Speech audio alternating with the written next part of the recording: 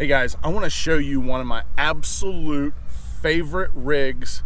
It's probably one of my favorite rigs a lot of the year, but absolute favorite rigs during the spawn, whether you're in Florida or whether you're in New York or any place in between.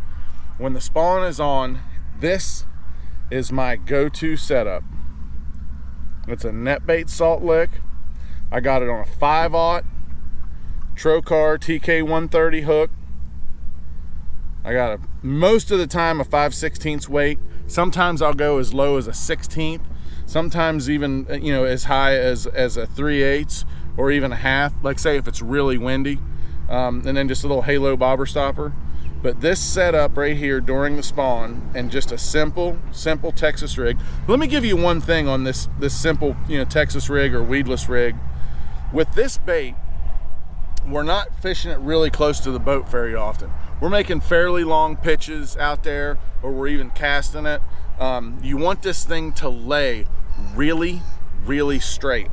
So this salt lick from net bait, one of the things I like to do is I like to hold it up to my hook so it's nice and straight, and then I get an idea of exactly where I want that hook to go in. So it was laying about right there, and then I'll pull it down and get that thing to lay really straight on there. I'll pull my bobber stopper down to the sinker and get it really straight, because if it doesn't lay straight, it's not so much the amount of bites that you're going to get from the repetitive casting, you know, fairly long distance casting. It's going to twist your line, and then that's going to get your line all kinked up, and then it's going to ruin the line on your spool. So if you make sure that that thing lays nice and straight, it won't twist your line up very much, and you can definitely catch a lot of fish with this thing.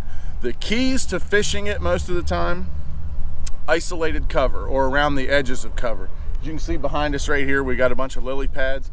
This is an excellent place in Florida to catch fish while they're spawning. They love to spawn at the base of those lily pads. And this salt lick setup like this, I call this a power stick worm.